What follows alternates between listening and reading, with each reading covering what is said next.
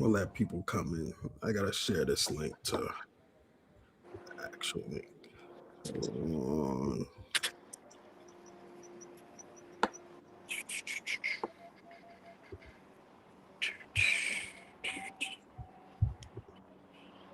I just had the YouTube link. Where'd it go? Hold on.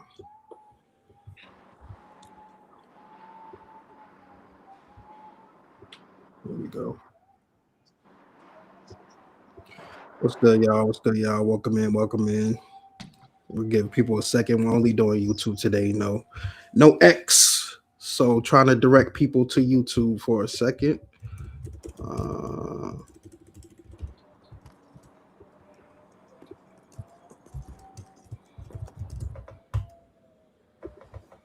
Was that too loud? Oh, sorry, guys. good.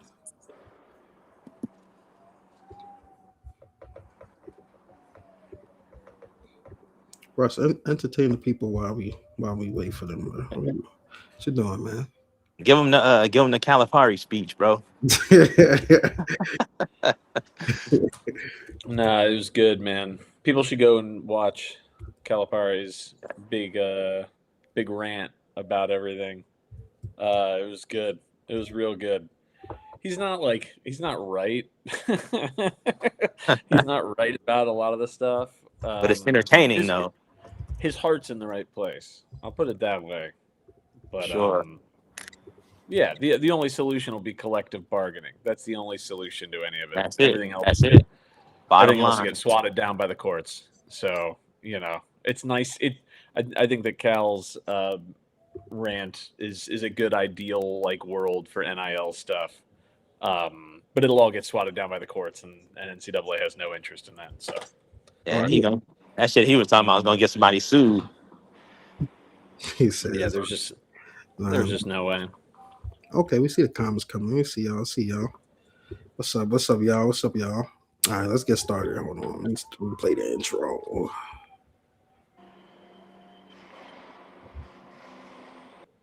The three of you guys, man, thank you for what you guys do, and appreciate you guys having me on. We were trying not to score and everything. We hit about 33s or something. Yeah, I mean, we kind of felt that. We kind of feed off that energy. This place is amazing. Like I really love Duke, and I love the atmosphere I'm in here. Mark Williams, beast mode. Paolo first half, he had the cramping stuff. Fair enough. Beast mode.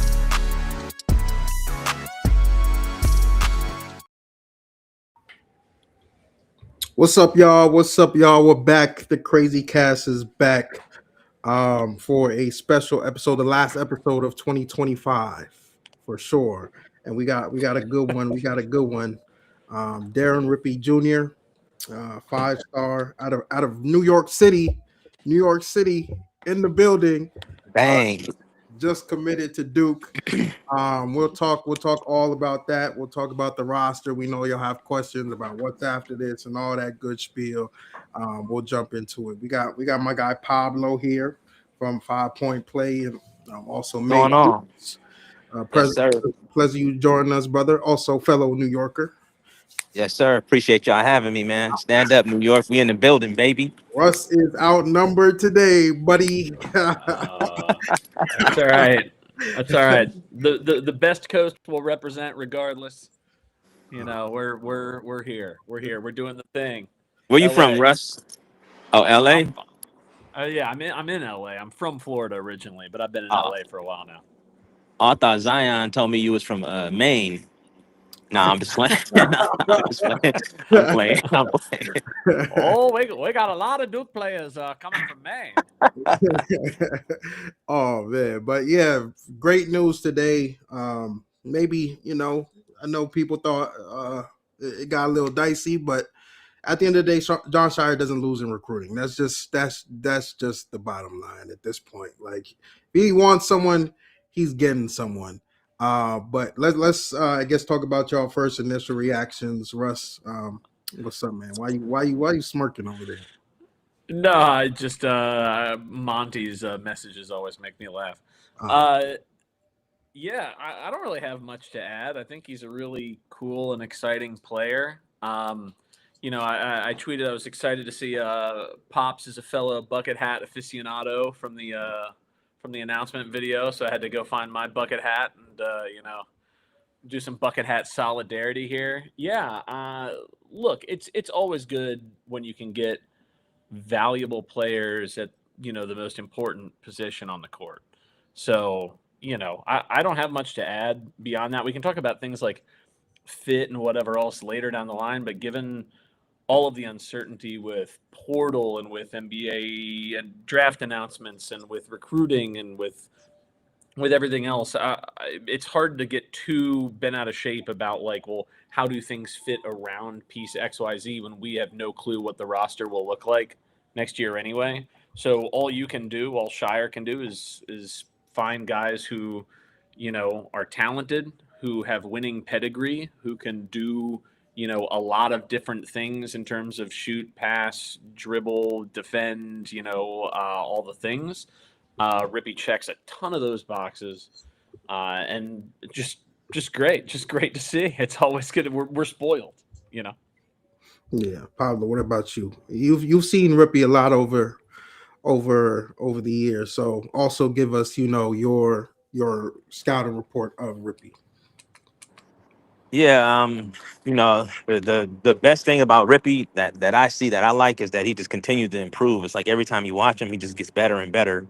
And one thing about Rippey, like last year, right, his jumper wasn't broken, but he had some work to do on his jump shot. And I think I'll get to you guys. Go ahead, do your thing. I'll get back to you guys. Yeah, I'm sorry about that. I'm at work and shit, so y'all gotta You work good? with You me. good? Work with me.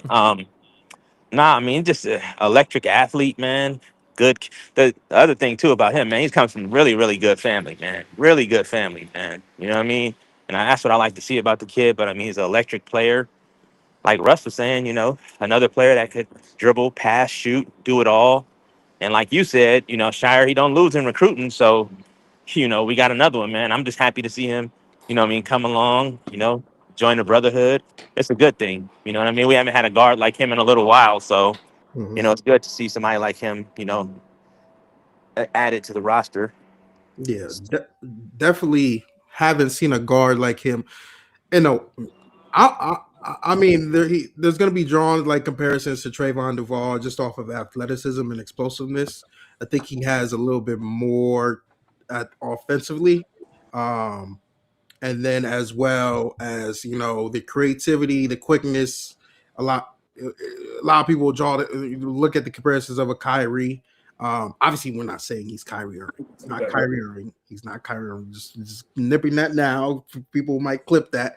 But I saw him this past weekend, and the explosiveness, the change of pace is really impressive. Like he goes from 0 to That's 100 the only one I got. really, really quickly. The jumper didn't. I saw him probably have his worst shooting performance this weekend. But the game before he flashed, his ability to shoot. He's definitely improving there. It's actually the most impressive thing I saw was actually his passing ability. I didn't realize he was that. Yes, sir.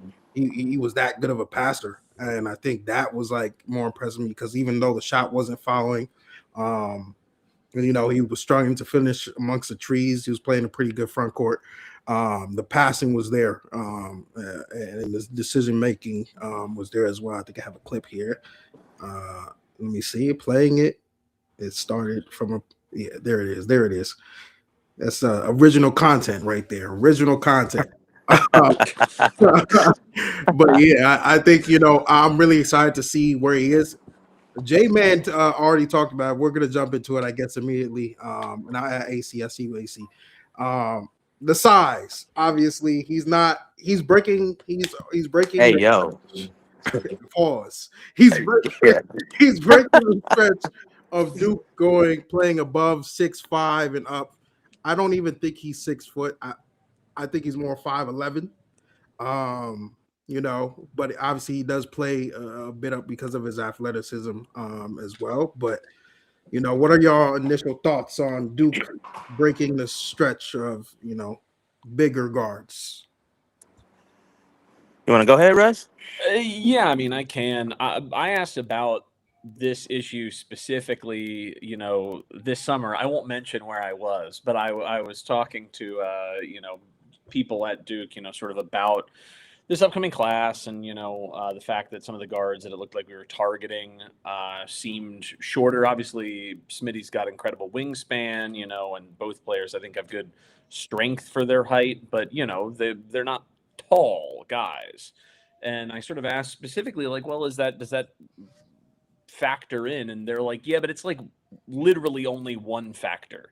You know, that what they're really looking for is, again, can you shoot? Can you pass? Can you get into the paint? Can you defend well? Can you, you know, like all of these, you know, factors. And, you know, much like if a guy can do everything but not defend that well, you're still going to take him, right? And then you'll just work on like the one thing. Now, you can't work on height, but like if you can do everything else, then, and you have like winning pedigree the way that Rippey does, Smitty does, etc., then like you have to strongly consider the immense value that your player is going to give to the roster, you know, outweighs, you know, the height considerations. So, you know, we'll talk more about fit later. Like I said, there are ways to mitigate some of those concerns. I think at other positions, plenty of teams have won titles or whatever with short players on the court. You know, so I think there are ways of figuring it out. But as long as he delivers on providing all of the things that I know his pedigree and his play in high school have seemed to suggest, especially with the growth as a player that he's displayed, I'm not that concerned about it. If the school's not that concerned about it, I'm not that concerned about it. That's the long and short of it. Yeah. And AC, welcome, brother. Welcome, brother. AC from the 5 Point Play podcast. We'll get your initial thoughts right now, and then we'll jump to Pablo. But we'll get your initial thoughts on the Rippey commitment. What's good, baby? What's up, man? Right. Oh, you hear us? It's on you, AC. What you got that? You got that UNC Wi-Fi right now, bro? Come on now. I think yeah, man. Number one, super happy. Yes, super happy to get him. I think it sends a message between. What's good? Can y'all hear me? I know I'm a little laggy. Yeah, it's delayed. It's delayed a little bit. Yeah. Can you hear me? I'm lagging. All right. Yeah. We hear you. We hear you now. Go ahead. I'm at work.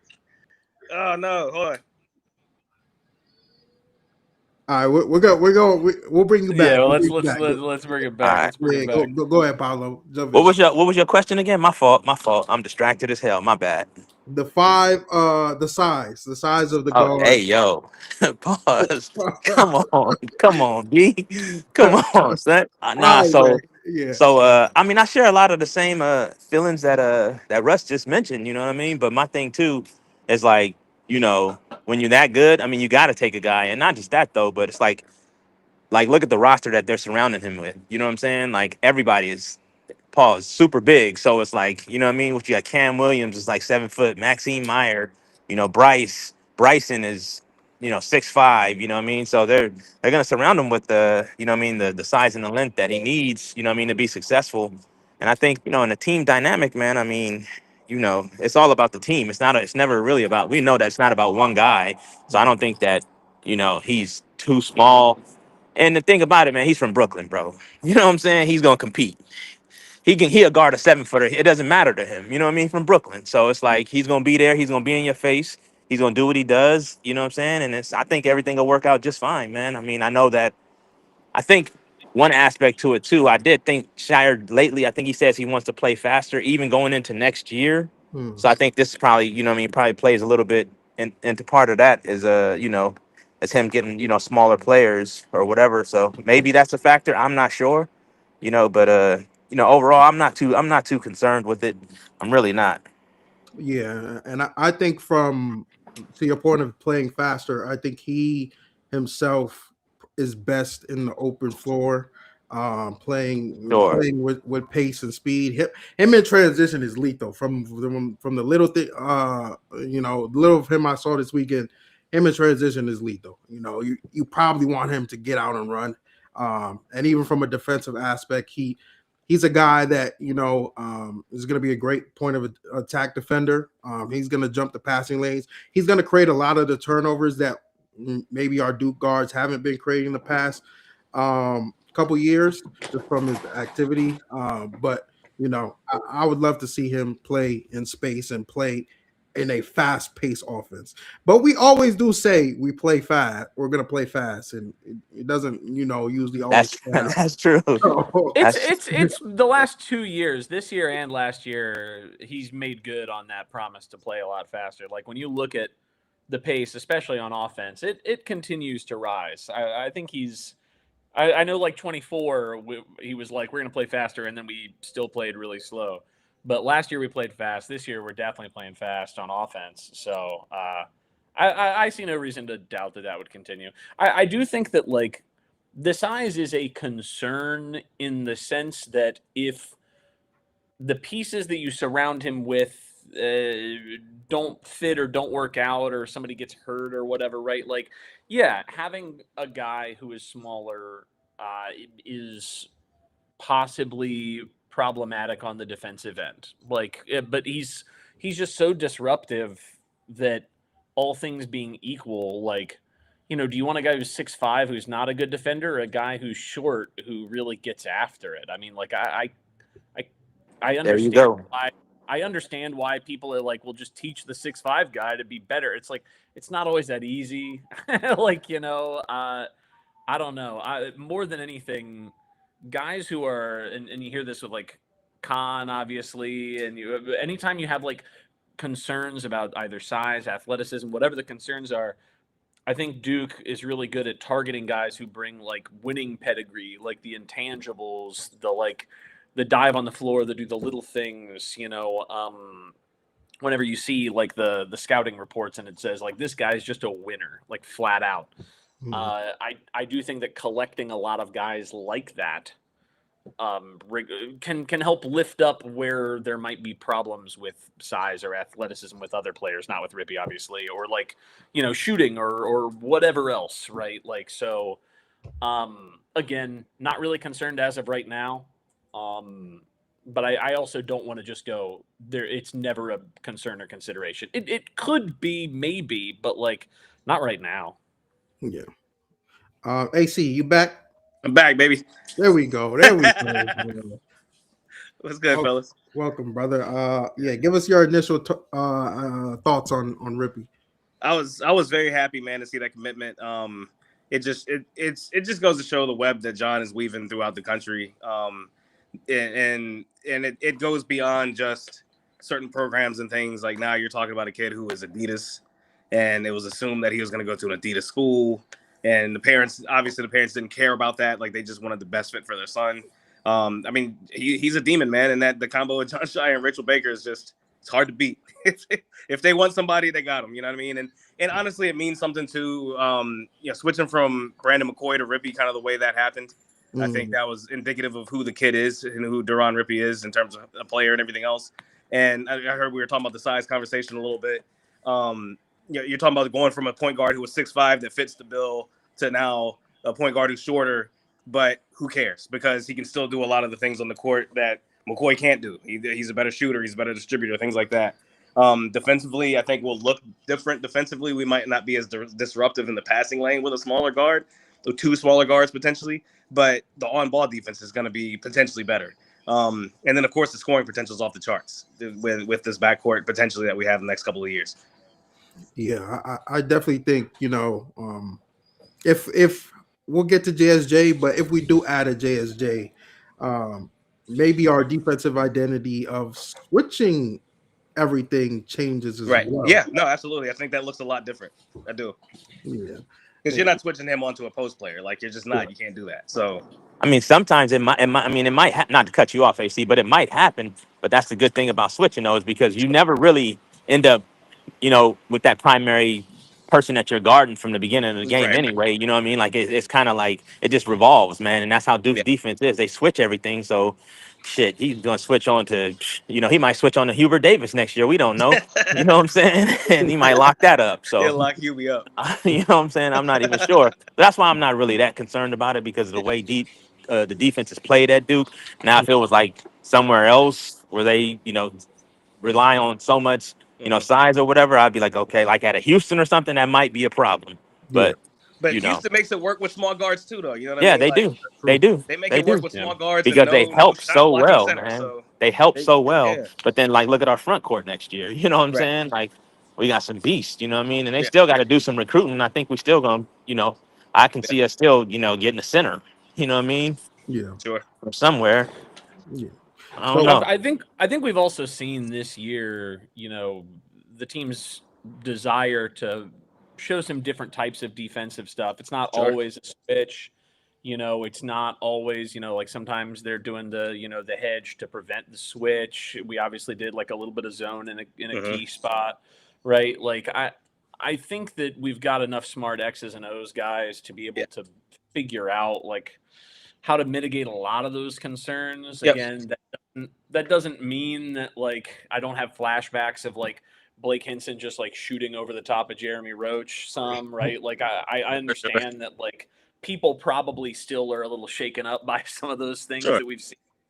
And again, that might play into some of our conversation about, well, what do we look like next year if like Caden and Caleb both also come back and it comes to Duke? I mean, like then there's some interesting conversations to be had about fit and everything else that are maybe worth unpacking at some point later in the show. But like at this point, I just can't emphasize enough. All you can do is bring in guys who can get through Duke's admissions, who are winning basketball players and immensely talented basketball players, and you can figure out some fit stuff later. Yeah. Like that's the luxury that Duke has that a lot of schools maybe don't. Sure. So, Yeah, and you're not gonna be able to plan for every single scenario you could possibly run into. Right. Like that's just the way it goes. So like you said, you just get the best available.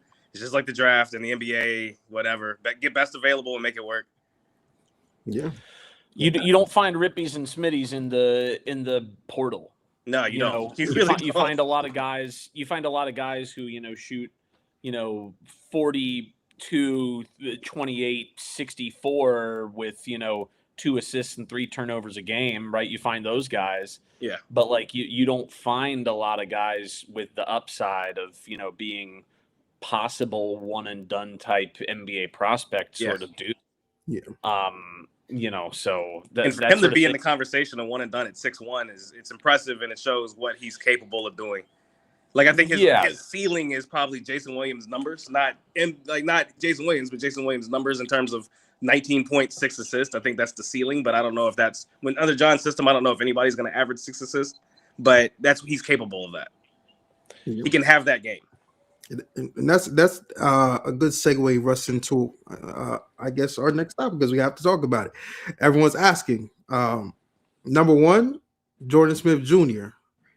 If he does commit to Duke, number one, I guess I ask y'all, how are y'all feeling on Jordan Smith Jr. in general?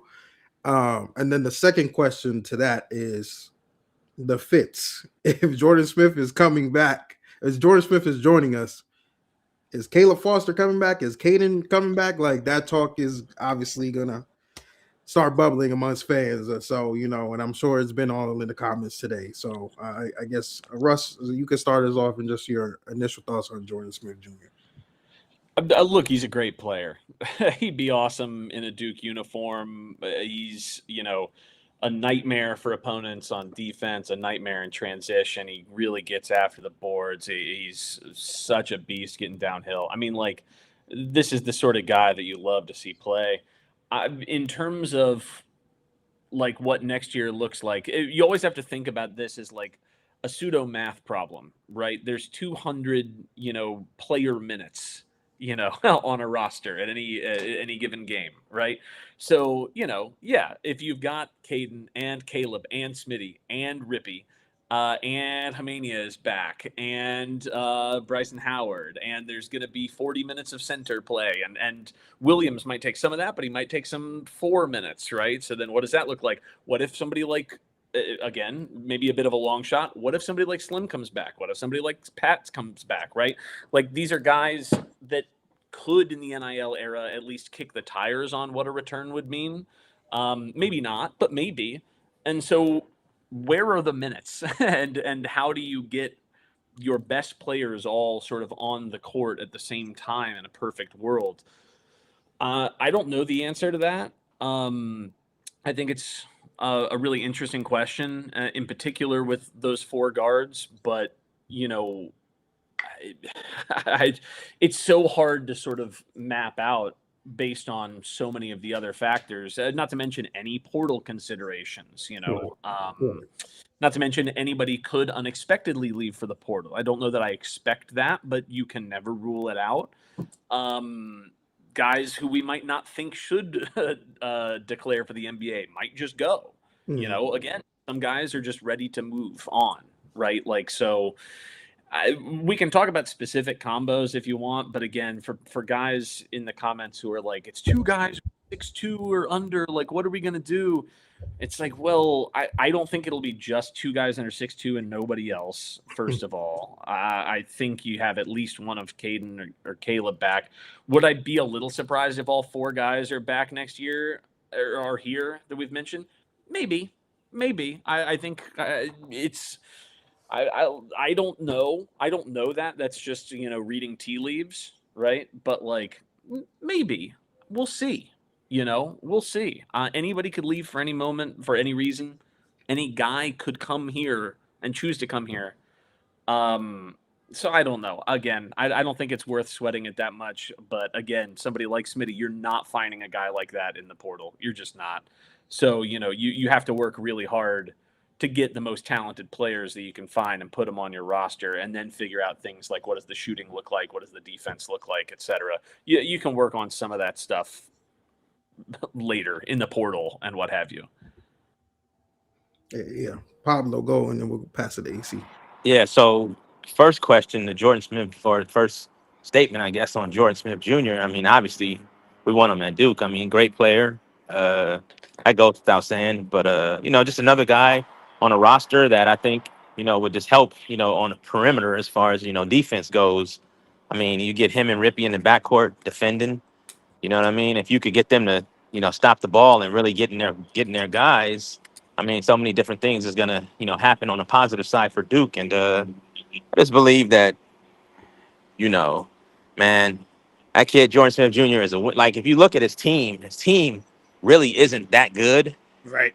Yeah. but they're winning because of what he's doing. It's not your typical 4 to 6. It's not. Yeah, it's not. You know what I'm saying? Like, usually they're elite, right? They're not elite this year. They just have an elite guy that will be damned if he loses. You know what I'm saying? So he's out there making plays, and he's the engine, man. And that's what I love about that kid.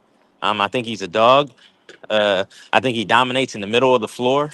And, you know, so you pair him with Rippey. That's 2 guys that's basically dominating in the middle of the floor. You know, while Rippey is probably doing it a little faster, you know, operating in the middle third of the court. You know, Jordan Smith from the mid range is killing stuff. So, you know, I think that's going to be a good problem to have if we get both of those guys in the same backcourt. As far as that second question, like all those players coming back, I don't even want to touch that question because I mean, I don't know. You know what I'm saying? I just don't see that. I just don't see that happening. This is not going to happen. I mean, some people are going to have to, you know, there's some. Uh-oh. We might have lost Pablo. Pablo for a second. But yeah, I guess for AC, pick up where he is, and we'll get him back. Yeah, I think I kind of know where he's going, because I know we've talked about this on Hello? the side before too. It's especially with the guys coming back. I hear. Oh, damn, my bad. There you go, Pops. Oh, my fault. Somebody was calling me. Good. You're good. I think you know, shit, that's a good problem to have too. You know, being that deep or whatever. I just don't see that happening. Like I was saying, there's some conversations that's gonna have to be had. You know, some real conversations. You know, between Shire and some people, some players and their families, and you know, some people are gonna have to make some real decisions about what they want to be doing next year. You know, I mean, shit, I think we got a staff spot open, right? You know what I'm saying? So, I mean, I don't know. You know what I mean? So we'll see what happens, man. It's gonna be interesting though, for sure, because I don't think that this roster is complete. So it's gonna be more than one guy. You know what I mean? That's gonna have to have those conversations and really look in the mirror and say, hey, what do I want to do? So yeah, that's where I stand with it. Before we move to AC, I just want to point out, because I'm seeing a bunch of comments about, oh, so-and-so's leaving, so-and-so's leaving. Dude, we don't know who's leaving. And also, there aren't guys who I'm like, I want that person to leave. I don't want anybody to leave. Yeah. Like, everybody who is at Duke is there because, A, they love Duke. B, they want to compete on the highest stage. C, they're, good kids of academic high standing who can, get into Duke when like the portal, the grass is not always greener.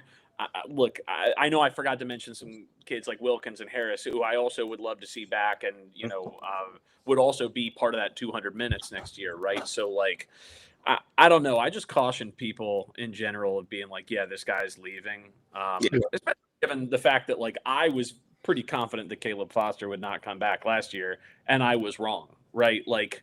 And I've been confident before. I've heard that players are coming back who then don't come back, right? Like you just do not know until the rubber hits the road. So I would chill on that in the comments section if I could. Anyway, AC.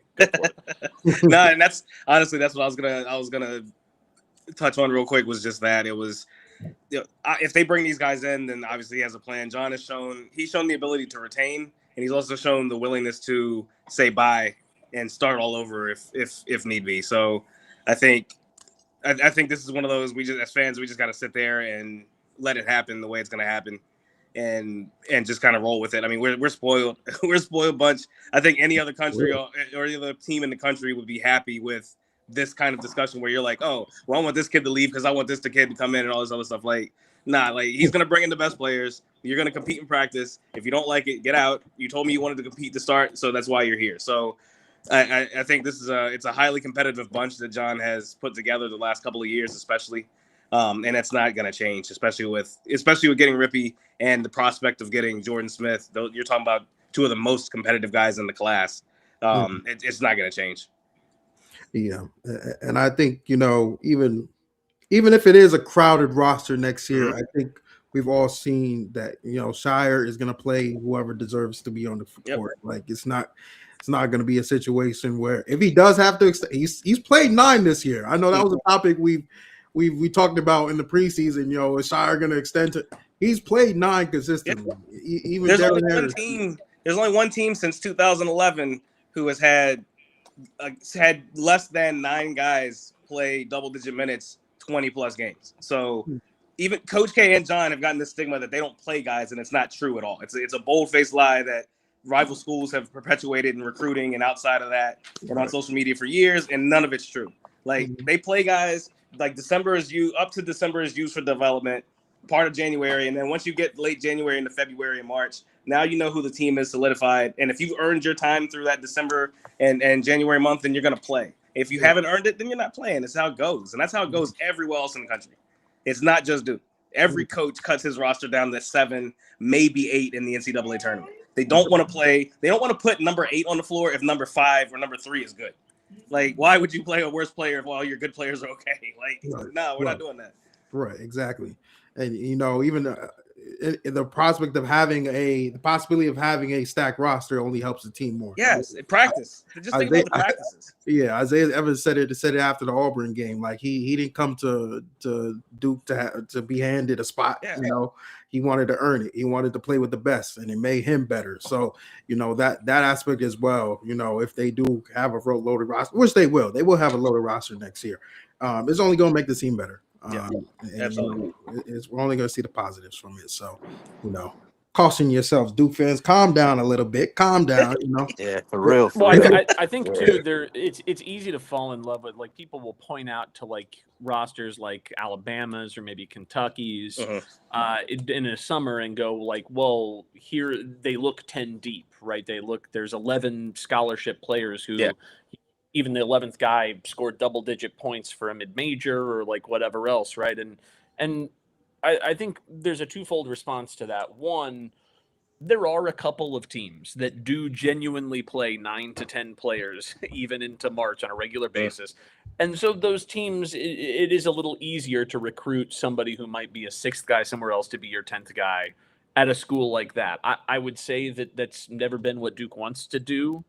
I would say it's probably difficult to do, like, Right. in general, right? It's sort of works out exceedingly rarely, like, kind of for that reason. I mean, Alabama's been very good, but they haven't won a title yet doing that, I guess. The second thing that I would say too about that is, like, again, the portal grass is not always greener. The guys who look like huge gets in the portal just, like, sometimes just are not. Right. And so a lot of schools like in Alabama or Kentucky, yeah, you can pay guys to come and do the thing and compete, but, like, man, it's gonna be tough for some of those guys to swallow. I mean, we've seen it at UNC with Cade Tyson, right? And now Cade's at Minnesota and he's hooping. Like, he is very, very good, right? Great. Like, it just doesn't always work out everywhere. So, Yeah. like, I'm generally a believer in, like, things will work out the way they're supposed to. Yep. And if they don't, they don't. Like, whatever. Like, and if they don't, they don't. That's life. Yeah, no. Yeah, sure. Monty brought up the platoon. Nobody's going back to platoon, unfortunately. Like, that's one of those, like, beautiful theories that, like, just doesn't really work out. Nope.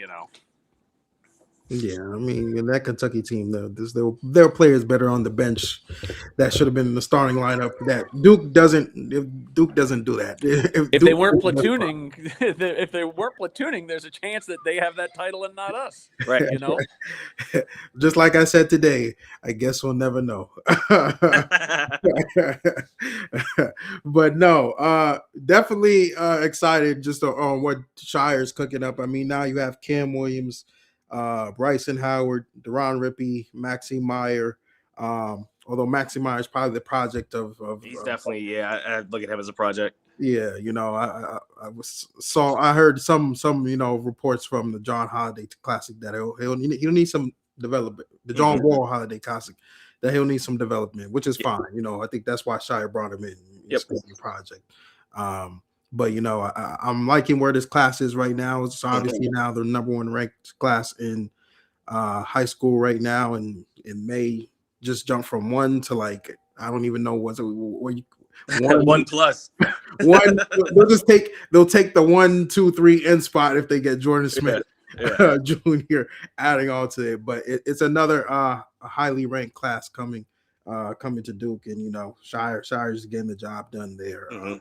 But I guess moving forward, because someone said want to jump into conference play talk. Let's talk a little bit about Georgia Tech. Georgia Tech coming up tomorrow begins the ACC journey for Duke, the defending champs, season end tournaments. How are we feeling about ACC play? It's going to be the more competitive ACC than we've seen in the past couple years. Even from our rival down the road, it'll be a little bit more competitive than I'm hoping is more competitive than last year. 3-0 is kind of crazy. Although I'll take another embarrassment from y'all, but what are y'all initial thoughts on ACC play? I'll start. I think, like you said, I think it'll be more competitive. I think you're looking at the possibility of 5, 6, 7 teams from the ACC getting into the tournament, primarily because the rest of the country, some of those teams are down too. But some of these coaches in the ACC have made a huge difference. Ryan Odom has made a big difference at UVA already from the jump.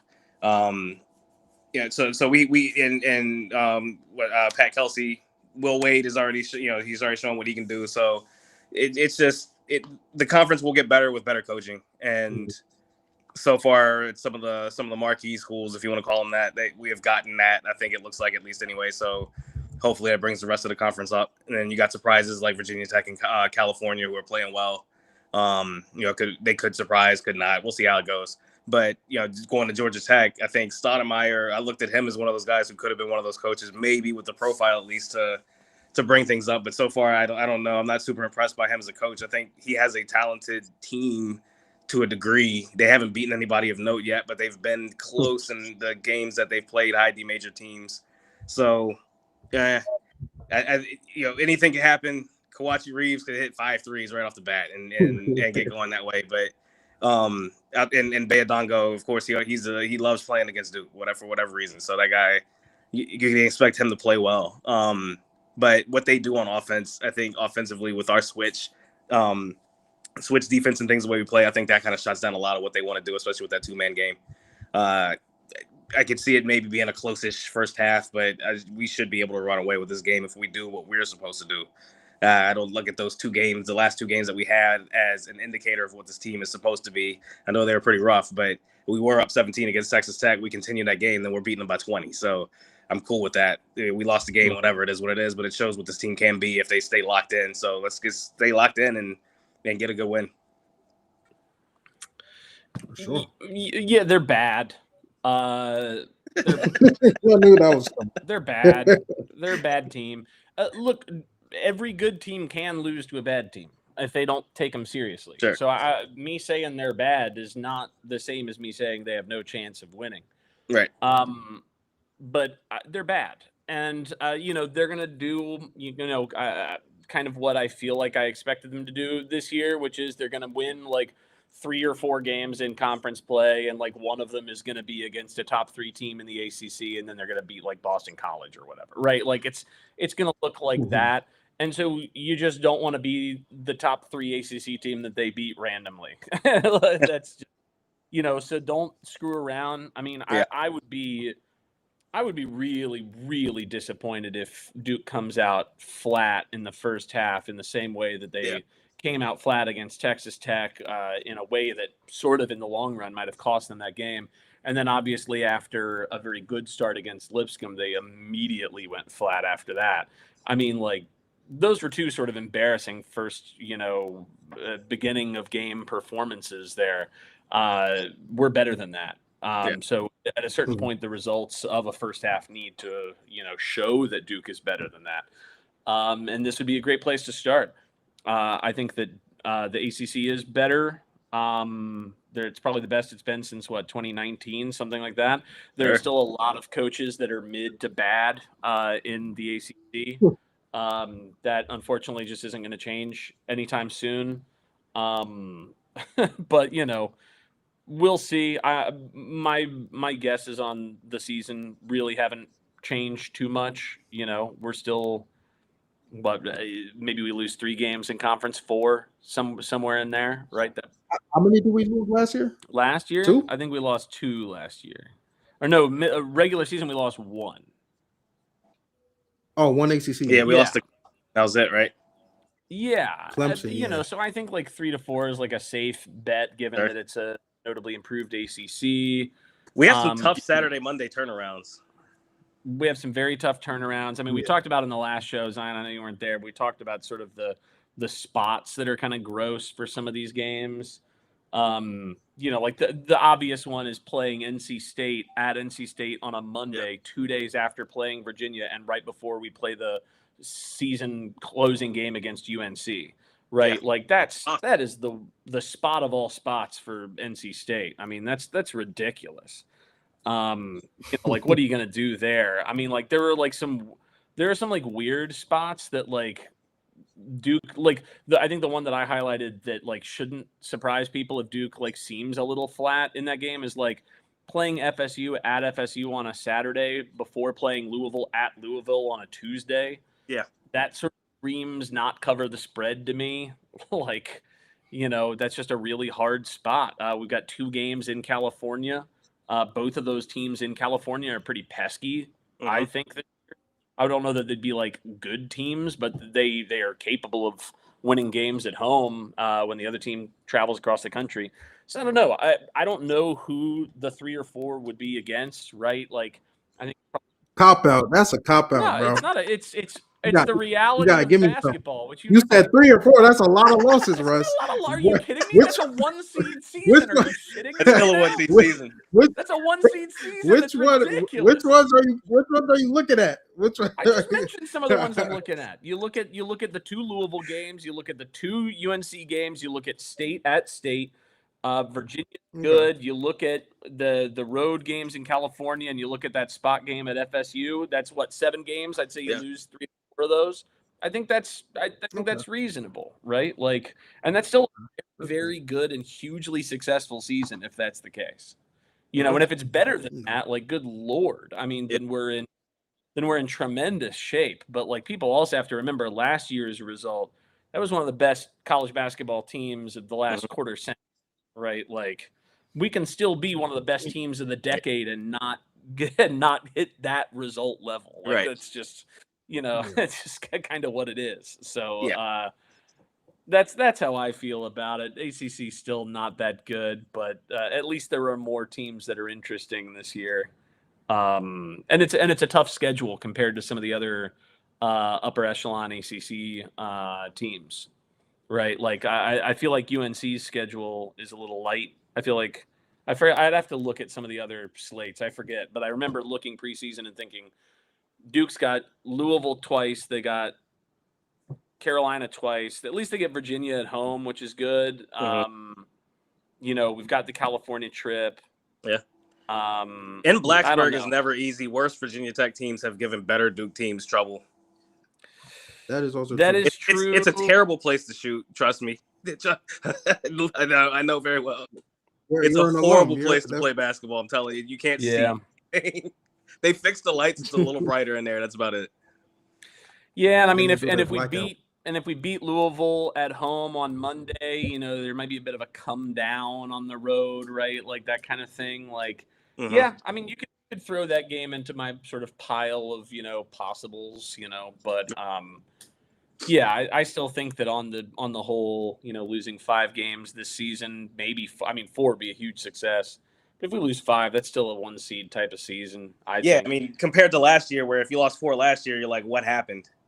Versus this year, you lose 4. It's more like the SEC teams that lost 4 or 5 last year, like they were still in contention for top seed in the tournament. So Yeah. That is also a good point by Sam. I was also looking at that the other day. 4 out of our first 6 ACC games are on the road. Well, 2 of them have to be because it's the California trip. Yeah. Like, yeah, the Florida State Louisville back-to-back road is a little dicey. Sure. You know, I don't know. I mean, like, again, it's, if you had asked me before the season, would we win 4 of those 5 out of conference games before the season started, I would have taken that every single day and twice on Sundays. So, you know, maybe these guys just have it, you know, and they can handle that sort of thing without losing what a normal team of their caliber would lose. We'll find out. We won at MSU. I'm not scared of Blacksburg. Yeah, but nah, dude, it's different. People, come on. It's a different crowd. It's a different I crowd. totally get it, right? Like, especially if they don't have Toby Lawal, like the team is totally different without him. They're not a great team either, right? Like, they're a borderline good team that might sneak their way into the tournament, but so they shouldn't give us a problem. Like, on paper, it's like, yes, you are correct. That should not scare anybody. It won't scare this team. It's not like the team's going to be scared. It's just, it's very difficult. The sight lines in that place are awful. It's very difficult to shoot a basketball in that gym. It's just one of those things. Is Lawal Also, hurt? winning one tough road game does not necessitate winning Right. a road Every game tough- against an easier team. Like, results are not linear like that. Yeah. They're just not. Like, I know that everybody always likes to sort of go like, well, Michigan beat Gonzaga by 40 and Purdue beat Iowa State beat Purdue by 40, and so that means that this team would win by this much on this. It's like, nah, basketball does not work that way. It just does not. And you said Lawal, is Lawal hurt? He has been. Yeah, I don't know if he's working his way back yet or not. Oh man. I mean, they still got Jaden Shute. He's They been got playing Shute- better this year. To the brand, baby. What's his name? The European kid. Neo Avdalis. He's a monster. He's inconsistent, He's but a good. game like Duke, he's gonna get up for it. That's exactly what I was doing. Like, I feel like Duke is his moment. Like, draft moment. That's a draft moment. He's 6'9", can handle the ball, can shoot all that stuff. Like, he's got to be a little tougher. But outside of that, consistency wise, like, if he becomes consistent, he's a really good player. Yeah. It says Lawal is technically a game time decision. Yeah. Coming up, so I would imagine by the end of January he's there. Yeah, but by the time it gets there, he should be back. But might not be 100%. Right. I think if we lose that game, it has nothing to do with the quality of team, and it has No. everything to do with the quality of our performance. You know what Twitter's gonna do. Oh man. You know what Twitter's gonna look like if that happens. Oh man. Nah, well, like if dude, we have Twitter lost after the worst. Texas Tech We've was lost the terrible. worst teams in Virginia Tech, dude. We have That's lost correct. the That's worst correct. teams in Virginia Tech. We can lose to a bad team. We can lose, and I think Virginia Tech's not a bad team. They're not. I They're don't. not horrible. I don't think they're bad. Like let's be clear. They have a And I think Mike Young is generally a pretty good coach. Yeah, no, it's a borderline tournament team. It's a borderline four game play in type game type team. It's a sad state of affairs for the tournament, but whatever. I like, you know, it's what it. Hey, you know what? That is kind of also why sometimes Duke loses a game or two like this, is because like teams are like, this is our chance to make the tournament. You beat Duke at home, and you might have a chance of making the tournament, unless you're Pittsburgh, you beat Duke, and then you blow it. But like, you know, Wake Forest, right? Wake Forest, yeah. There are teams that like just are like, we did it, and then they just shit the bed aggressively. But like, you know, that's people get up for Duke for exactly that reason. You know, Michigan State, although they love to beat Duke because it's Duke, but like they're gonna have so many marquee games this season in a way that like a Virginia Tech simply won't. Yeah. You know? Look, man, like you throw Mercer into the ACC conference back in 2012 or whenever that was, like they probably lose every game they play in the ACC. You know what I mean? Like I'm not even sold that that's true. I'm not even sold that that's true, man. Hoop Live said, nah, that's not what I'm saying. I mean, MSU is the toughest environment we played in years. You forget Blacksburg gets crazy. They get wild, man. The Yum. What about the Yum, man? We're gonna have tougher games than that MSU game. They're not. He's right though. Like they're not MSU, and like I think everybody understands that. It's just when you're in the doldrums of January and you're on the road, it's just another game you got to play, and it's like, goddamn, if my shot's not going down, then that sucks. Like, okay, you got to find another way to win. And it is what it is. So we got to find a way to win. That's the biggest thing. Yeah, and I mean, for the most part, we were battle tested in conference play, and you know, obviously, people didn't like the Texas Tech loss, but I do think it was good for them to experience that for ACC play, because you know, you walk into ACC play 12-0 with wins over, you know, 5 quad one wins, like. You know, you're gonna have a letdown at some point. Yeah, that Mercer team wins at least 4 ACC games. Minimum. All right, 4. All right, so that means they would be what, 4-10. They beat 14 games. They beat Mississippi at Mississippi. They beat Seton Hall, and they almost beat a tournament Texas team at Texas. So I think they pull at least 4 ACC games that year. That wasn't even as bad as the league. I feel like the Lehigh wasn't the Lehigh game worse. It's just that they had a pro on the team. Yeah, they had. Yeah, I mean, they had a $100 million player on their team. You know, that's a little less. You know. That's the nature of the tournament. I mean, I guess he's a little. They were a little better than Mercer. That's a weird draw at 15. Anyway, it doesn't matter. We don't need to reflect on memories. The point being though that sometimes teams that are worse than Duke will beat Duke, and you know. Vice versa, I'm sure. You know, where we're not frequently worse than the team that we're playing, but sometimes, and then we'll beat that team sometimes. You know, that's basketball. Yeah, but we'll start that journey tomorrow. December 31st, last day of the year. Duke versus Georgia Tech. Hopefully, we start the year off with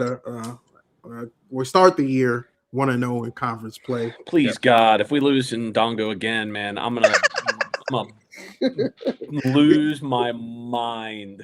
I'm gonna throw my laptop out the window. He's hitting threes now too, so he's definitely he's gonna be up for it. He's good, man. He's a really good player. He just has those games where like he slept in that day and rolls out to like 8 and 4 or whatever. You know, he has like Damon Stoudemire as his coach. That's his problem. Yeah. At least they got no Nate George this year. Nate George, where he go? Nate George went somewhere. I forgot. Syracuse, didn't he? Syracuse, I think. Right. We'll still see him. Down the road. But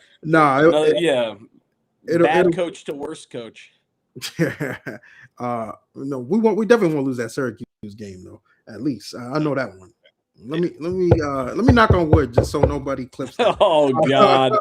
Yeah. Whenever Zion hits that, definitely the classic Zion jinx, you know. Good Lord. Leave me alone, man. Leave me alone. But we appreciate y'all for tuning in. We will be back. Let me check the schedule. We won't be maybe after that Florida State game. It's a road game. Definitely we'll do a show after Louisville as well. But we definitely appreciate y'all for tuning in, joining us. Check out the 5 Point Play podcast. Go tap in with them stuff over there. Shout out. Check us tomorrow if y'all want to jump on Spaces. We'll be on Spaces, man. We'll have y'all on Spaces too. Y'all had us over here on the show. Come hang out with us on Spaces, man. Yeah, man. Hang out on Spaces. Yeah. Russ, do a space for us. Russ, I took the mantle for the Brotherhood Chug from you, man. I just wanted to keep it going. That was one of the best bits going on Twitter for a long time, so I just wanted to keep it going, man. I loved doing that, and then I gained. Oh, Russ started that. Yeah, Russ started the Brotherhood Chug. I always give him credit whenever I do it. He started the Brotherhood Chug. I appreciate that. I had to keep it rolling. I appreciate that. My long-standing contribution to Duke fandom is borderline alcoholism. That's right. Hey, man. That's great. the free throw shooting on this team sometimes forces you into alcoholism. So ain't that the damn truth? Oh man, truth. But we appreciate y'all with us in 2025. It was a hell of a year, a very fun year, and you know, I want to wish y'all a happy New Year in advance. That's for sure. We'll be back, you know, ASAP as soon as possible. So we appreciate y'all. We'll tap in with you soon. Go Duke. Let's go. Shout out to Deron Rippey on joining the Brotherhood. Bucket hats, baby.